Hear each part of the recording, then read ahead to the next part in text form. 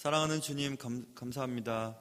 예배당에 나올 수 있게 하신 것도 감사하지만 나 말고도 예수 믿는 사람들이 이렇게 많은 것도 감사하고, 그러나 아직 내 자녀, 내 남편, 내 아내, 내 부모님, 또 내 친척들 예수 안 믿어서 걱정이 많지만 그래도 기도하면 하나님이 때가 되어 그들을 부르실 줄 믿습니다.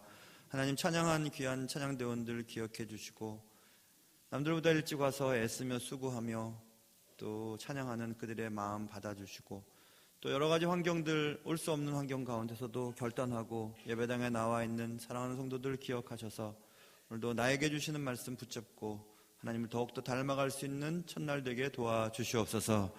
이 시간은 우리와 함께 해주시기를 간절히 바라오며 우리의 삶의 모든 것 되신 예수님의 이름으로 기도합니다.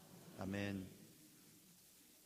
아무리 생각해도 이해되지 않는 행동을 하는 사람들을 보고, 야, 왜 저 사람은 저렇게 살까? 뭐 갑자기 막 화를 꽉 내거나, 그렇죠? 막 그냥 별거 중요하지도 않은데 막 욕을 하거나 폭력적인 행동을 하거나, 아니면 별것도 아닌데 막 축 늘어져가지고 세상 다 사는 것처럼, 다 산 것처럼 그렇게 살아가는 사람들을 보면, 아, 왜 그렇게 살지 저 사람? 이런 생각이 들 때가 있잖아요. 또 혹은 나는 왜 이렇게밖에 살 수 없을까?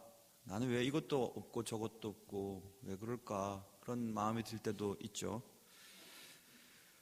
아, 너 왜 그렇게 사니? 당신도 왜 그렇게밖에 살 수 없어? 정말 나는 이렇게밖에 살 수 없는 걸까? 라고 하는 이러한 질문들에 대한 해답을 오늘 말씀을 통해서 하려고 해요. 그래서 제목을 그렇게밖에 살 수 없었던 그 남자에 대한 얘기를 하려고 합니다. 모쪼록 아무리 생각해도 이해되지 않는 사람들의 행동들, 그리고 또 혹은 나의 모습들, 오늘 말씀을 통해서 이해하시고 또 새롭게 은혜 받는 시간 될 수 있기를 주님의 이름으로 축원합니다. 오늘 사건이 이렇게 시작됩니다. 예수님께서 여리고에서 나가실 때 한 사람이 막 쫓아오면서 막 소리를 지르는 사람이 있었어요. 거기서부터 이제 오늘 본문은 시작이 됩니다. 성경은 소리를 지르는 사람이 누구였는지 밝혀주고 있는데, 그것은 46절에서 디메오의 아들인 맹인 거지 바디메오가 길가에 앉았다가 예수님이란 소리를 듣고 다윗의 자손 예수여 나를 불쌍히 여기소서 라고 이제 소리를 지르는 장면이었습니다. 이 소리 지르다라고 하는 단어는 단어 연구를 해보면 이 동사는 미완료 시제로 쓰여 있어요. 어미 변화를 통해서, 그러니까 완료되지 않은 동작을 나타내요. 그러니까 소리를 계속 질렀다는 얘기예요. 한 번 지르고 크게 소리 지르고 끝났다는 게 아니라 계속해서 완료되지 않게 계속해서 소리를 지르고 있는 어떤 맹인 한 남자의 이야기로부터 이 본문이 시작이 됩니다. 계속해서 멈추지 않고 소리 질렀다. 그래서 사람들이 꾸짖습니다. 오늘 48절 보면 많은 사람들이 꾸짖어 조용히 하십시오. 조용히 하십시오. 잠잠하라 이렇게 얘기했습니다. 제가 잠잠하라 이렇게 힘을 주어서 설명한 이유는 이게 꾸짖다라고 하는 단어가 에피티마오라고 하는 헬란 말은 책망하고 그리고 경고한다는 뜻이에요. 그러니까 잠잠하십시오, 조용히 하십시오 이 정도가 아니라 너 내 경고하는데 한 번만 더 소리 질러봐, 내가 가만 안 둘 거야, 이렇게 얘기하는 거예요. 누가? 많은 사람들이. 여러분, 한 사람이라도 교회 생활을 하거나 직장 생활을 하거나 한 사람이라도 나에게 와서요, 너 경고하는데 너 그렇게 살지 마, 조용히 해, 너 그렇게 하면 가만 안 놔둘 거야 하면 견딜 수 있겠어요? 그런데 많은 사람들이 맹인 바디모에게 와서 꾸짖습니다. 책망합니다. 소리 지르지 말라고, 조용히 하라고, 어디다 대고 소리 지르느냐고 이렇게 막 얘기를 합니다. 그러나 맹인 거지 바디메오는 그렇게 말했지만, 많은 사람들이 꾸짖어 잠잠하라 했지만 그가 더욱 크게 소리 질러 이르되 다윗의 자손이여 나를 불쌍히 여겨주십시오 라고 더 크게 소리를 지르기 시작합니다. 멈출 수가 없었어요. 바디메오는 계속해서 소리를 지르면서 다윗의 자손 예수님 날 좀 불쌍히 여겨주십시오 하고 소리를 질렀습니다. 왜 그렇게 소리를 지를까? 소리 지르지 말라고 하면 좀 지르지 않으면 될 텐데. 여러분, 강의를 하거나 설교를 할 때 이렇게 하면은 딴짓하던 분들도 탁 무슨 일이 가게 정신을 차리잖아요. 그 집중하잖아요. 그렇죠? 집중. 아, 오늘은 되게 잠자지 못하게 계속 목사님 그러시네. 그러면 계시겠지만, 이제 지금 설명하려고 해요. 이렇게 하거나, 아니면 뭐 설교하다가 뭐 이렇게 하면 막 잘 못하잖아요, 그렇죠? 그리고 뭐지냐 막 이상하죠, 그렇죠? 영어도 pay attention please라고 말을 하잖아요. 자, 이거 좀 집중하세요 이렇게 얘기합니다. 그래 집중하니까. 그 왜 그러냐 하면 집중을 지금 내가 받아야 되니까, 강의하는 사람이나 설교하는 사람이 하는 얘기를 지금 들어야 되는데 그렇게 안 하니까, 나 좀 집중하십시오, 졸지 마세요, 좀 제발 좀 들으세요라는 거잖아요, 그렇죠? 지금 맹인이 그런 거예요. 소리를 계속 지르는 거는 안 보이니까 예수님을 만나야 되겠는데 예수님한테 갈 수가 없으니까 내가 소리를 질러서 예수님이 나를 발견하도록 하는 거죠.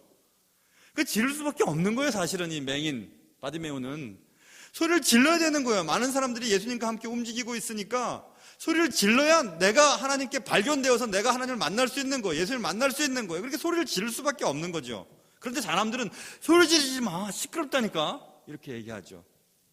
예수님은 한 영혼을 귀하게 여기셨죠. 한 영혼의 불쌍함을 귀하게 여기셨던 분이세요. 근데 예수님을 계속 따라다녔던 제자들과 예수님과 함께 움직였던 사람들은 예수님의 마음과는 상관없이, 그 사람의 형편과는 상관없이 그냥 조용히 하라니까, 경고하는데 내가 분명히 당신한테 경고한다, 조용히 해, 이렇게 얘기하죠. 그러니까 우리가 그럴 수 있어요. 예수님은 한 영혼 한 영혼에 대해서 귀하게 여기고 그들을 불쌍히 여기길 원하시는데, 우리는 내 마음에 안 든다고, 너 왜 그렇게 행동해, 너 그렇게 말해, 왜 소리 질러, 조용히 하라니까, 내 경고하는데 그렇게 하면서 그럴 때가 있어요. 그 사람의 형편으로 보자면 소리를 안 지르면 안 되는 거예요. 소리를 질러야 되는 거예요. 그래 예수님 만나는 거예요. 예수님 만나기 위해서 그렇게 할 수밖에 없었던 거죠. 예수님과 그렇게 많이 동행하고 예수님 가까이 있었어도 예수님의 마음과는 상관없이 불쌍한 사람들의 입장에서 생각해 보려고 하지 않았습니다. 지난주 그리고 또 지지난주 몇 번에 걸쳐서 어떤 분이 그런 얘기 하셨어요. 목사님 참 눈이 안 좋으신지, 아니면 예배만 딱 들어오면은 계속 조는 분이 계시던데 내가 볼 때, 근데 예수님이래. 목사님은 근데 그거 괜찮으세요? 난 괜찮아요. 어떤 분은 그거 세봤대요. 몇 번 꼽았고 이제 세봤대요. 그래서 그렇게 하는데 그거 안 이상해요? 괜찮아요. 저는 애들 뛰어다녀도 괜찮아요. 입장 바꿔놓고 생각해 보세요. 그분이 어제 밤새도록 저를 위해서 기도하신 분이라고 생각해요. 그리고 예배당에 오니까 너무 피곤하니까 계속 주무시는 거죠. 아니에요? 어제 너무너무, 제가 예전에 그런 적이 있었어요. 예전에 지난번 섬기던 교회에서 권사님이 그런 권사님이 아니라 그날따라 계속 병든 닭처럼 계속 이렇게 꼬부라지시는 거예요. 그래서 제가 무슨 일이 있나, 내가 설교를 못했나 하고 이제 끝나고 여쭤봤어요. 권사님 오늘 되게 피곤하셨나 봐요. 권사님, 어젯밤에 감기가 걸려서 감기약을 먹었더니 이렇게 존다고. 맞아요. 다 이유가 있는 거예요, 그죠? 이유가 있는데 고개 구부러지는 사람 보고 왜 맨날 구부러지냐고 얘기를 하면, 구부러지는 사람은 뭐 구부러지고 싶어서 구부러지겠어요? 그러니까 상대방의 입장에서 생각해 보면 문제될 게 하나도 없어요. 소리를 냈다 지르는 사람은 소리를 지를 만한 이유가 있겠죠. 어릴 때 소리 지르는 부모님께 자랐거나, 아니면 너무 억눌렸기 때문에 자기보다 조금 못한 사람이 있으면 소리를 질러대는 거죠. 막 어쩔 수 없어요. 근데 그걸 주님은 다 알고 계세요. 불쌍하게 여기시는 거죠. 근데 사람들은 소리 지르는 그 행위만 보고 소리 지르지 말라니까, 시끄러워 죽겠네, 자 졸지 말라니까 왜 예배당에서 졸아요? 오늘 정말 목사님은 정말 잘 못 자게 하네 그러시는 분이 계시겠지만은 계속 그럴 겁니다, 오늘은. 근데 그렇게 상관없어요. 그 사람은 그럴 만한 이유가 있기 때문에 그렇죠. 오늘날 교회의 모습이 어떤지 한번 생각해 보세요. 한 사람의 영혼을 귀하게 여기지 않고, 그 사람이 그렇게밖에 행동할 수 없음을 생각하지 않고, 무조건 우리 입장에서 맞지 않으면 내쳐내기를 좋아합니다. 막 내쳐내요. 자꾸 내쳐내요. 경고하고 메시지 보내고 책망하고. 많은 사람들이, 예수 곁에 있었던 사람들조차도 예수님의 마음과는 상관없이 행동을 해요. 주님은 한 영혼에 대해서 귀하게 여기시고, 불쌍한 사람들, 소외된 사람들, 상처받은 사람들, 몸을 사용해서 돈을 벌어서 살 수밖에 없었던 그런 여자들도 하셨습니다. 유대민족에게 막 매국노라고 여겼던 세리와도 같이 식사를 하시고요. 남편이 5명이고 6번째 남자랑 살고 있는 여인에게도 찾아가셔서 그를 구원하셨던 분이 예수님이시죠. 우리 그래야 돼요. 교회도 그래야 돼요. 나와 같지 않으면 쳐내버리고, 내 방식대로 신앙생활을 하지 않으면 쳐내버리고, 그런 경우들이 너무 많은데 예수님은 그렇게 하지 않으셨습니다. 소리를 질렀던 맹인은 소리를 지를 수밖에 없었다는 것을 주님은 알고 계십니다. 주님께 나아가야 되는데 보이질 않으니 갈 수는 없고, 그러니까 내가 소리를 질러서 주님이 내게 오시도록 할 수밖에 없잖아요. 그렇게 하는 겁니다. 지금 그는 그렇게 하고 있습니다. 그래서 이제 예수님께서 그걸 아셨어요. 이렇게 막 웅성웅성거리고 막 저쪽에서 뭐 다윗의 자손 예수야 나를 불쌍히 여주세요 막 그런 소리 그치질 않으니까 뭐 때문에 그러냐고 이제 물어보셨습니다. 그리고 예수께서 말씀하십니다. 머물러 서서 멈추셨어요. 그리고 그를 부르라 하고 그 주위 사람들한테 얘기했습니다. 그래서 그들이 그 맹인을 불렀습니다. 예수님이 널 부르고 있다라고 얘기해 주었습니다. 그게 49절에 써 있죠. 맹인이 근데 그 소리를 듣자마자 했던 일은 겉옷을 막 내버리고 뛰기 시작합니다. 예수님께로 막 뛰는 거예요. 여기서 겉옷을 버린 사건을 우리가 주의 깊게 봐야 하죠. 예수님은 그 맹인 거지 바디메오가 나를 좀 불쌍히 여겨달라는 소리를 들으시고 그를 내게로 데리고 오라고 말씀하셨고, 맹인 거지는 그 소리를 듣고 겉옷을 던져버리면서 뛰었습니다. 성경에서 겉옷을 내버리고 뛰어 일어나 예수께 나아오거늘 뭐 굳이 겉옷을 내버리려는 말을 뭐하러 굳이 기록해 놨을까요? 그냥 겉옷을 던져버렸다는 걸 뭐하러 기록할까요? 이렇게 생명이 말씀이 적혀있는 성경 말씀에 굳이 그런 얘기를 뭐하러 써놨을까요? 중요하기 때문에 써놓은 거예요. 성경에서 겉옷을 던진 사건이 중요하기 때문에 써놓은 겁니다. 예사롭지 않은 사건이었기 때문에 적어놓은 것입니다. 겉옷을 내버린 사건은 바디메오의 결단을 의미하죠. 결단을 말해요. 인생의 결단. 겉옷은 팔레스틴 사람들에게 있어서의 옷 정도의 의미를 가지고 있지 않습니다. 이스라엘을 가보신 분, 유대 광야를 가보신 분들은 아시겠지만 유대 광야는 낮엔 너무 더워요. 그러나 밤엔 너무 추워요. 그래서 겉옷은 이불이에요. 유대 사람들에게. 그래서 겉옷을 던졌다는 것은 바디메오는 대단한 결심을 하고 지금 뛰는 것을 의미하고 있습니다. 마태복음 5장 40절에 보면 또 너를 고발하여 속옷을 가지고자 하는 자에게 겉옷까지도 가지게 하며, 속옷을 달라고 하면 그래 줘라. 근데 겉옷까지도 줘라. 이 말은 겉옷은 줄 수 없는데 겉옷까지도 줘라 이렇게 얘기하는 걸 보면 속옷보다 겉옷이 훨씬 중요하다는 것을 알 수 있죠. 겉옷은 주면 안 되는 거예요. 겉옷은 잃어버리면 안 되는 거예요. 그리고 거지, 맹인, 바디메오에 있어서의 겉옷은 오늘 그걸 덮고 자서 생명을 유지하는 가장 중요한 생명 유지 수단이에요. 근데 그것을 던져버립니다. 던져버리면 누가 주워다 줄 걸 기대했을까요? 아니요. 당대 사람들이 이렇게 살기 힘들었을 때 그 겉옷 하나 떨어졌으면 서로 가지려고 막 찢어서 가졌을걸요? 예수님의 겉옷도 로마 병장들이 막 밑에 있는 사람들 서로 찢어서 자기가 갖겠다고 하는 정도로 이 겉옷은 매우 중요한 생필품이었습니다. 그것을 던져버렸습니다. 던져버렸다는 것은 이제 난 끝이라는 겁니다. 던져버리고 이제 주께로 뛰는데 내 인생의 결단을 하는 것입니다. 주의 부르심에 응답하기 위해, 주님 앞에 나아가기 위해, 주를 알기 위해, 주님과 함께 살기 위해 지금 뛰는 거예요. 어디로 뛸까요? 예수님이 부르시는, 예수님의 목소리가 있는 곳으로 뛰는 거죠. 방향이 어딘지 모르겠어요. 뛰다가 막 사람들이 밀쳐 넘어뜨리고 애들은 다리 걸고 막 그랬겠죠. 어디 부딪히기도 하고 그랬지만 일어나 뛰는 겁니다. 한 번밖에 한 번 더 이상은 기회가 없을 것 같은 이 기회를 잡아야 되겠다는 이런 생각을 가지고 지금 맹인 바디메오는 뛰는 거예요. 겉옷도 필요 없습니다. 그래, 오늘 내가 이 겉옷 없이 얼어 죽어도 괜찮아. 근데 오늘 이 시간 주님 만나야 돼. 주님 꼭 만나야 되는 거야 하고 뛰는 겁니다. 참 행복한 사람이죠. 여러분, 인생을 걸어 볼 만한 그런 일을 여러분 혹시 만나셨어요? 내 전 인생을 다 바쳐도 후회되지 않을 만한 일을 발견하셨습니까? 맹인 거지 바디메오는 남이 던져주는 그냥 음식 먹고 매일매일 연명하던 사람이었습니다. 그에겐 소망이 없었어요. 그런데 그는 이제 인생을 한번 걸어볼 만한 일이 생겼습니다. 그는 예수께로 뛰어가기로 결심한 겁니다. 그리고 던져버린 겁니다. 탁 던지고 이제 뛰는 겁니다. 참 멋있습니다. 인생을 거는 거죠. 예수 그리스도께 거는 거죠. 예수 그리스도께 던져버리는 거죠. 뛰는 겁니다. 삶 전체를 예수 그리스도께 올인하며 뛰는 겁니다. 넘어져도 일어나고 뛰는 겁니다. 다리를 걸어도 넘어져도 뛰는 겁니다. 사람들이 막 길을 막아도 뛰는 겁니다. 예수 그리스도께로 나가기 위해서 뛰는 겁니다.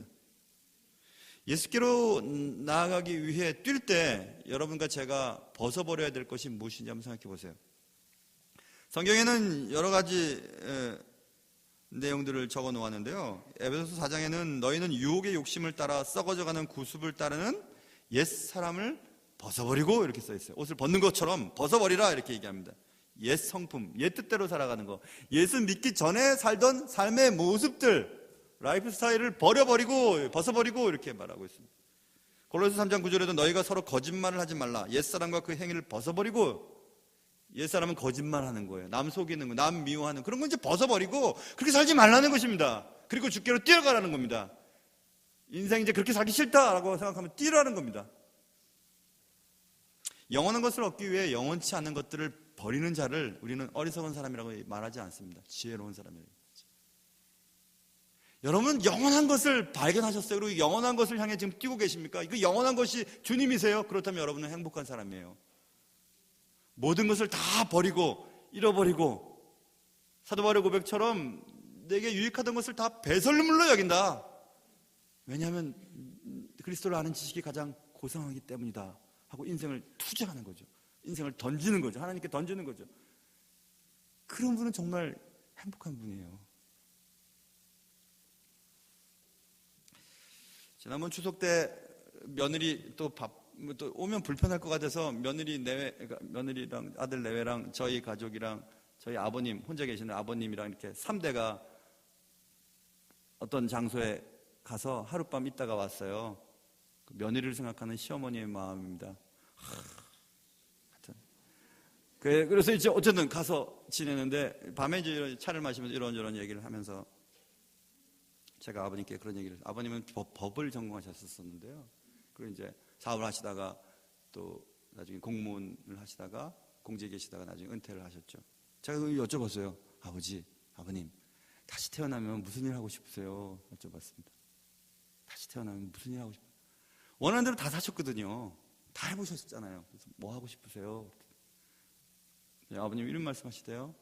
나는 다시 태어나면 목사가 되고 싶어 그러시더라고요. 깜짝 놀랐어요. 진짜 깜짝 놀랐어요. 아니 여러분 생각해보세요. 목사 아들과 목사 아들의 아내인 며느리가 얼마나 잘 살았으면 아들과 며느리의 삶을 보고 목사가 되겠다고 하시겠어요. 야, 정말 난 너무 감동 먹었어요. 아버님이 목사로서 살아가는 아들과 며느리의 삶이 좋았나 보구나 이렇게 생각했어요. 어머님 돌아가실 때도 제 손 잡고 돌아가시기 한 3일 전에 강 목사 되기 참 잘했다고 돌아가셨어요. 어머님은 제가 이해해요. 어머님은 좀 착하시거든요. 아버님 경상도 남자 무뚝뚝 하시고 뭐 예수 믿기 전에는 술도 많이 드시고 뭐 사람 좋아하시고 뭐 하고 싶은 대로 다 하셨죠. 세상 그렇게 행복하게 지내신 분이 없으셨는데 근데 그렇게 말씀하시더라고요. 목사 되고 싶다. 목사가 좋은 것 같다. 속으로 얼마나 힘든지도 모르시면서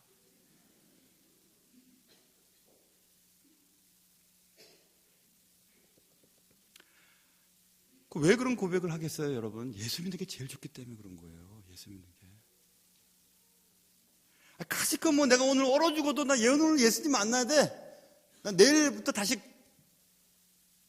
뭐 남이 던져주는 거지 생활을 못해도 나는 주님 만나야 돼 하고 지금 막 뛰는 겁니다. 그리고 그러니까 얼마나 행복한 분이에요, 이분. 비록 눈은 보이지 않은 분이었지만. 근데 더 희한한 일이 발생되는데요. 그래서 예수님께 나왔어요. 예수께서 말씀하셔 이르시되 내게 무엇을 하여 주기를 원하느냐 물어보시는 겁니다. 예수님이. 그 맹인이 말합니다. 선생님 보기를 원합니다. 당연하죠. 보는 거 원하겠죠. 그래서 예수님께서 말씀하십니다. 가라 내 믿음이 너를 구원하였다 이렇게 말씀하세요. 도대체 예수님은 뭘 보고 그 맹인이 믿음이 있다고 여겼고 그 믿음 때문에 너를 구원했다고 말씀하셨을까요? 뭘 보고 하셨죠? 예수님이 하나님이시니까 바디메오의 삶을 지금까지 보고 계셨나요? 뭐 때문에 그렇죠? 그런데 중요한 것은 문맥을 보면 예수께서 맹인의 대답을 듣고 대답하시는 거예요. 믿음이 너를 구원하였다 이렇게 얘기했습니다. 그러면 맹인이 한 대답, 맹인이 한 말이 예수님의 마음을 기쁘게 했고 그 말을 통해서 그 맹인 바디메오가 믿음이 있다는 것을 발견하신 거죠, 예수님이. 그렇다면 오늘 본문에서 맹인이 한 말들을 한번 찾아보는 거죠. 맹인이 무슨 말 했지? 맹인은 소리를 질렀지. 뭐라고 소리를 질렀지? 잘 들어보세요. 47절에 보면 나사렛 예수시란 말을 들었어요. 그렇죠? 나사렛에 있던 나사렛이 고향인 나사렛 예수라는 분이 오셨어 라는 말을 듣고 그 맹인 거지 바디메오가 소리를 질렀습니다. 나사렛 예수님 날 좀 봐주세요 라고 소리를 지르지 않았어요. 뭐라고 소리를 지르냐면 다윗의 자손 예수여 나를 불쌍히 여주십시오 라고 얘기합니다. 나사렛 예수가 아니라 다윗의 자손 예수예요. 나사렛 예수는 그 지명 그 예수란 얘기예요. 그러니까 충청도의 김서방 다 김씨니까 경상도의 김서방 헷갈리니까 나사렛 예수란 얘기예요. 예수란 이름이 너무너무 많으니까 나사렛에서 온 예수라고 얘기했더니 다윗의 자손 예수여 나를 불쌍히 여주십시오. 다윗에서 온 예수라는 단어는 그냥 고유명사처럼 하나로 이렇게 쓰이는 단어예요. 다윗의 자손이라는 단어는 이스라엘 사람들에게 있어서의 메시아, 오실 메시아, 민족을 구원하고 이 나라를 해방시킬 메시아라는 이름을 다윗의 자손이라고 하는 고유명사를 써서 사용했어요. 그러니까 민족적인 메시아 타이틀이에요. 내셔널 메시아닉 타이틀. 그러니까 다윗의 자손이라고 하는 것은 다윗의 후손이라는 뜻이 아니고 앞으로 우리가 기대했던, 우리가 바라던 오실 메시아의 이름이 다윗의 자손이라고 하는 것으로 통칭되었던 때였어요. 그러니까 지금 맹인 바디메오는 예수님이 메시아라고 하는 사실을 아는 거예요. 지금 나의 구원자라고 하는 사실을 지금 바디메오는 알고 있는 거예요. 나사렛 예수라고 부르지 않고 다윗의 자손 예수요. 조용히 하라니까. 경고하고 책망하자. 그래도 더 크게 다윗의 자손 하고 소리를 계속 지르는 겁니다. 계속. 메시아, 나의 구원자, 나를 이 지독한 비참함에서 구원할 수 있는 유일한 나의 구원자 하면서 부르는 거예요. 그 소리 하나 또 하나. 그래 와라. 예수 앞에 와서 뭘 하니? 라고 얘기하니까 맹인이 얘기하죠. 선생님 하고 예수를 칭하는 칭호가 선생님이죠. 이 선생님, 여러분이 갖고 계신 NIV, 저도 지금 NIV랑 같이 있는 성경인 NIV에는 랍비라고 번역했는데 랍비라고 하는 번역이 틀린 번역이에요. 이것도 히브리 말에서 라브라고 하는 단어는 선생님이라는 뜻이거든요. 큰 자를 라브라고 해요. 라브. 거기에 이자, 그러니까 한국말로 하면 이자가 붙으면 나의로 바뀌어요. 그래서 나의 선생님이 랍비예요. 랍비는 나의 선생님이라는 얘기예요. 나의 큰 자, 내게 영향을 주고 나를 가르쳐주는 큰 자, 랍비예요. 그래서 이스라엘 사람들의 선생님들 랍비라고 하죠. 그렇죠? 거기에 라본이라고 하는 말을 거기다 붙이면 전미가 바뀌면 아람에서 나온 전미로 바뀌면 라본이라고 하는 말은 위대한 자란 뜻이에요. 위대한 선생님. 그런데 라본이라고 하는 단어는 사람들에게 거의 안 써요. 하나님께만 쓰이는 단어가 라본이에요. 그러니까 지금 NIV에도 랍비라고 번역을 한 건 틀린 번역이고 라본이라고 번역을 해야 돼요. 히브리 성경에 이렇게 써 있어요. 분명하게 라본이라고. 라본이는 요한복음에 있는 예수 그리스도께서 부활하신 후 마리아를 만나실 때 마리아가 했던 단어가 쓰여 있어요. 요한복음 20장 16절에서 예수께서 마리아야 하시거늘 마리아가 돌이켜 히브리 말로 라보니 하니. 그런데 가로 열고 이는 선생님이라 하는 말이라 이렇게 한국 성경에 써 있어요. 근데 그 앞에 대선생님이라는 대자가 들어가야 되고 위대한이라는 말이 들어가야 돼요. 하나님 앞에 쓰는 단어가 라본이에요. 그래서 성경에서 라본이라고 하는 신약성경에 라본이라고 하는 단어는 딱 두 군데 써요. 부활하신 예수를 만나고 마리아가 고백했던 라본이, 그리고 오늘 이 맹인 거지가 라본이란 말을 써요. 하나님이라고 얘기해요. 예수 그리스도를. 선생님이 아니고 유익한 일을 해주는, 교훈을 가르쳐주는 선생님이 아니고 하나님, 당신은 하나님이십니다. 나를 불쌍히 여겨주시고 내 눈을 뜨게 해주십시오 라고 지금 얘기하는 거예요. 그 말을 들으시고 예수님이 너의 믿음이 너를 구원했다 이렇게 얘기하시는 거예요. 그러니까 여러분, 우리가 믿음이 있다고 하는 것은 예수님이 누구신지를 정확하게 아는 자가 믿음 있는 자예요. 예수님에 대해서 4대 성인 중에 하나, 철학자, 이스라엘을 해방시키려고 막 해보려다가 실패해서 십자가에 달린 그 혁명가 정도로 우리가 이해하면 딱 그렇게 이해되는 거예요. 그러나 예수 그리스도를 나의 주여, 나의 구주여, 나의 머사야, 메시아여, 하나님이시라고 고백하는 자는 거만만큼 믿음을 갖게 되는 거죠. 근데 지금 맹인 바디메오가 그런 믿음이 있었다는 거예요. 예수님을 정확히 알고 있었다는 거죠. 그러니까 그것을 믿음으로 보시고 주님이 그 믿음을 보시고 구원을 주셨다고 지금 성경은 써 있는 겁니다. 제가 우리 교회 왔을 때 강남우 목사님 이렇게 얘기했어요. 강남우 맞죠? 강남우 목사님 한동안 그랬어요. 제가 언제 그랬어요? 그냥 담임 목사님 하면 됩니다. 우리 교회 담임 목사는 하나니까 담임 목사님 하면 전주합니다. 학교에서 교장 선생님이라고 그냥 그러지 누구누구 선생님 이렇게 안 부르잖아요. 그렇죠? 그건 뭐냐면 아직까지 나에게 당신은 담임 목사가 아닙니다라는 것과 똑같아요. 그렇죠? 근데 어느덧 시간이 바뀌니까 이제 우리 목사님 이렇게 얘기하더라고요. 기도 시간에 우리 목사님 이렇게 얘기해요. 그럼 이제 그의 마음속에는 강남우 목사가 우리 목사님, 나의 목사님으로 이제 인정받았다는 것을 금방 알 수 있거든요. 호칭은 결국 그 사람을 어떻게 대하는지가 드러나요. 어떤 핸드폰에는 왼수라고 하는 발신지가 뜨였어요. 보니까 남편이에요. 어떤 사람은 나의 사랑하는 천사 이렇게 되어 있어요. 보니까 딸이에요. 그 사람을 칭하는 칭호가 그 사람에 대한 믿음을 결정하게 되잖아요. 믿음을 나타내는 거죠. 그렇죠? 그런 거예요, 지금. 그래서 디모의 아들 거지 바디메오가 예수님을 메시아로 알고 있었고 예수님이 하나님이신 것을 알고 있습니다. 그래서 그런 믿음을 주님이 보시고 구원을 주신 것이에요. 그 얘기가 오늘 본문에 써 있는 것입니다. 여러분은 예수님을 어떻게 알고 계세요?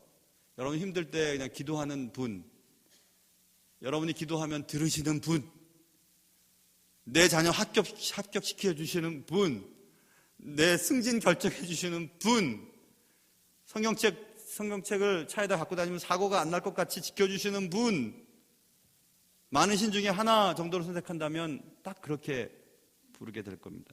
그만한 믿음을 갖게 될 거예요. 그러나 그동안 기다렸던, 지금까지 우리 민족이 기다렸던 메시아, 당신이 메시아입니다.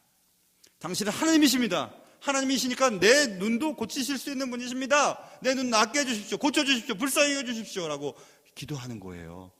겉옷을 던질 수 있는 용기도 그것 때문에 그런 거예요. 안 만나면 말지 다음에 만날지 아니에요. 그에게 있어서는 지금 예수님, 메시아, 하나님을 지금 안 만나면 안 되는 거예요. 계속 그렇게 살 수는 없는 거예요. 남이 던져주는 음식 받아 먹으면서 하루하루 연명하고 싶지는 않은 겁니다. 그래서 이제 그는 결단하고 겉옷을 던져버리고 뛰는 거죠. 그럴 때 주님이 여러분의 주인이 되어주세요.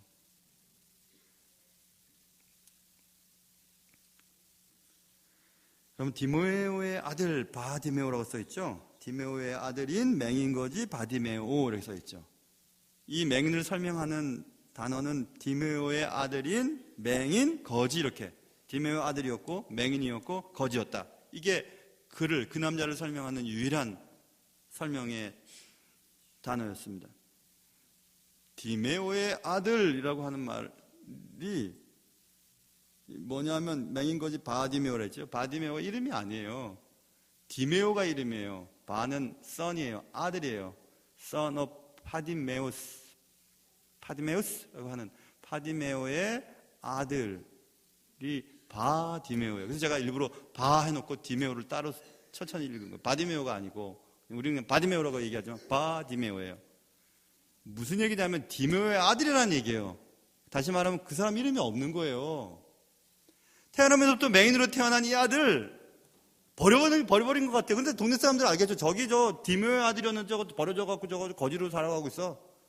근데 이 아들 이름도 안 지어준 것 같아요. 그러니까 사람들이 디메오의 아들이야. 디메오의 아들 바디메오예요. 이름도 없이 태어났어요. 눈은 안 보여요. 사람들이 던져주는 것 같고 먹어요. 막 먹으려고 그러면 애들이 와갖고 막 막대기로 툭툭 치고 막 그냥 밖으로 툭툭 치고 용변 보려 그러면 막 개들이 와서 막 달려들고 애들이 막 장난치고 뭐 그랬을 거 아니에요. 이 바디메오가 그렇게 살았을 거 아니에요. 남들이 던져주는 거 받아 먹고 살았을 거 아닙니까? 우리의 인생이 그래요. 남들이 하는 얘기, 남들이 칭찬해주고 남들이 주는 것 갖고 살아가요. 남들이 인정 안 해주면 막 화내고 막 싸우고 막 그래요. 남들의 의식을 생각하며 살아요. 예수 믿기 전엔 그래요. 그래서 남을 많이 의식합니다. 남들이 나를 어떻게 생각할까? 내가 돈이 없으면 무시하겠지? 내가 배우지 못했다고 나를 무시하겠지? 내가 가진 게 없다고 무시하겠지? 그래서 늘 남의 시선에 관심이 많아요. 그러나 예수 믿으면요, 예수 안에서는 그런 게 하나도 문제가 안 됩니다. 하나도 문제가 안 돼요. 여러분이 슬프게 만들고 비참하게 만들었던 그것, 다른 사람들을 통해서 내가 규정되어졌던 그런 인생이 달라지게 됩니다. 예수 믿으면 아무 부끄러운 게 없는 거예요. 사람들이 조용히 하라니까 경고한다, 책망하고 막 많은 사람들이 둘러싸여서 막 그렇게 협박을 해도 바디메오에게는 예수 만나는 게 제일 중요한 거예요. 예수 만나야 인생이 변하는 거예요. 예수 만나야 그의 삶이 변화되는 것을 분명히 알고 주님께 뛰기 시작하는 거죠. 그런 인생의 결단이 예수 만나는 일이에요. 교회 다니는 것이 예수 만나는 게 아니에요. 예수 만나서 여러분의 외로움과 두려움이, 여러분의 장래가, 여러분의 건강이, 여러분의 자녀들이 여러분을 힘들게 만들고 다른 사람들의 평가를 통해서 여러분들이 위축되기도 하고 비참해지기도 하는 그런 인생이 아니라 하나님 앞에 유일하게 사랑받는 그런 존재가 되는 것, 그게 하나님의 자녀가 되는 거예요. 예수 믿는 거예요. 얼마나 피곤했을까요? 사람들이 던져주는 그 음식, 상한 것도 던져줬겠죠, 못 먹는 것도 던져줬겠죠, 애들이 장난도 쳐줬겠죠. 그거 받아 먹으면서 오늘 그거 먹어야 사는 거예요. 그거 안 먹으면 죽으니까. 야, 죽지도 못하고 이거 피곤한 인생, 비참한 나날들. 그때 예수님에 대한 소식을 듣게 된 거죠. 그렇죠? 그렇게밖에 살 수 없었던 그 남자에게 어느 날 믿음이 생겨난 거예요.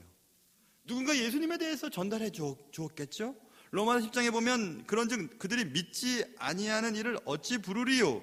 믿었으니까 불렀다는 얘기죠. 듣지도 못한 일을 어찌 믿었겠는가? 누군가 들려줬겠죠?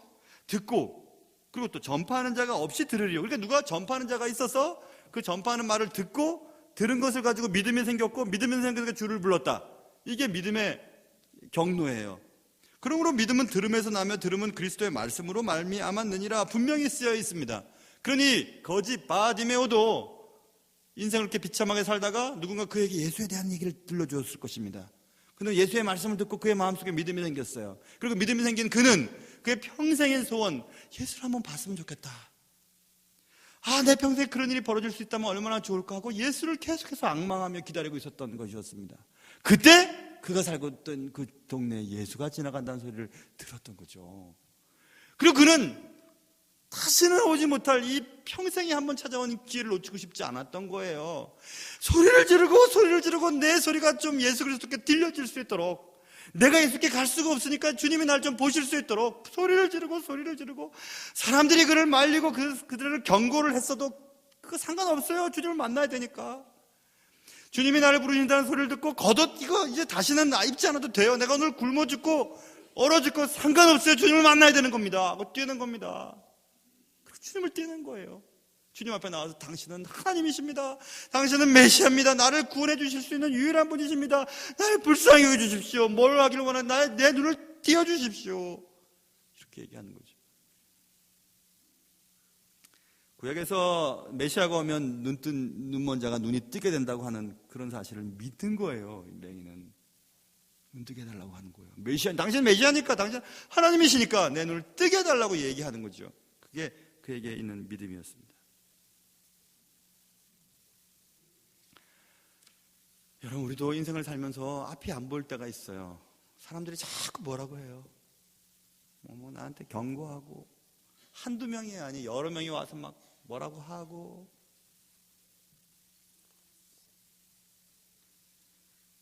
그럴 때 여러분 뛰세요. 어디로 뛰어야 하냐면 소리 나는 방향으로 뛰세요. 어떤 소리요? 예수님의 소리. 말씀을 향해 뛰어야 돼요. 사람들의 소리 그거 지나갑니다. 하나님이 부르시는 그 소리, 하나님이 소리 나는 곳을 향해 뛰어야 돼요. 말씀을 향해 뛰어야 돼요. 예수를 바라보며 뛰어야 됩니다. 맹인 거지 바디메오는 비록 눈은 보이지 않았지만 말씀이 들려지는 곳으로 뛰기 시작했습니다. 예수님이 보이지 않았어도 말씀이 들려지는 곳으로 뛰기 시작했습니다. 뛰다 보니 예수님 앞에 서 있던 것이었고, 예수님을 만나게 되었더니 오늘 본문에 보면 그가 곧 보게 되어 예수를 길에서 따르니라 이렇게 되어 있습니다. Son of 티메우스, 티메오의 아들, 이름도 없는 티메오의 아들, 저 티메오의 아들, 저 맹인 거지, 아무짝에도 쓸데없는 인생, 그 인생이 여러분과 저의 인생 아니었습니까? 아무도 관심을 기울여주지 않았던 나,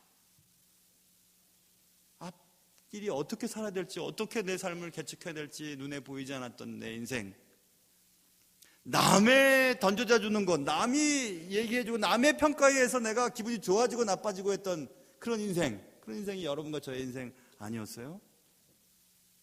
거지죠. 그래서 그는 그렇게밖에 살 수가 없었고 우리도 그렇게밖에 살 수가 없었습니다. 그러나 그 남자는 예수를 만나고 보게 됐고, 이제 예수를 만난 그 남자는 오늘 본문에 곧 보게 되어 예수를 길에서 따르니라 됐습니다. 예수의 길을 걷는 사람이 됐어요. 성경에서 길은 삶의 방식을 말해요. 어떤 길을 갔다 하면 어떤 삶의 방식대로 살았다는 의미지요. 예수님이 원하시는 삶의 방식의 삶을 살게 되었다. 예수를 만나야 돼요. 예수를 만나면 두렵지 않고 외롭지 않아요. 걱정이 없어요. 예수를 만나면 사람들에 의해서 내가 높아지고 낮아지지 않아요. 나는 하나님의 사랑받는 유일한 딸과 아들일 뿐이에요. 그 예수를 만나야 되는 거예요. 나는야 친구 대신 하나님과 푸른 초장 한없이 거니네. 손을 잡고 기쁨을 나누면서 단둘이서 한없이 거니네. 손을 잡고 기쁨을 나누면서 단둘이서 한없이 거니네. 지나간 날들 내게 말씀하며 앞날에 될 일 내가 들을 때 믿을 수 없는 꿈만 같은 세상, 믿으니 세상 천국 같아. 믿을 수 없는 꿈만 같은 사실, 믿으니 세상 천국 같아. 나는야 친구 되신 하나님과 영원히 다정하게 지내리. 천지는 모두 없어진다 해도 우린 영원히 지내게 되리. 천지는 모두 없어진다 해도 우린 영원히 지내게 되리. 주님과 함께 걸으시길 바랍니다. 기도하겠습니다.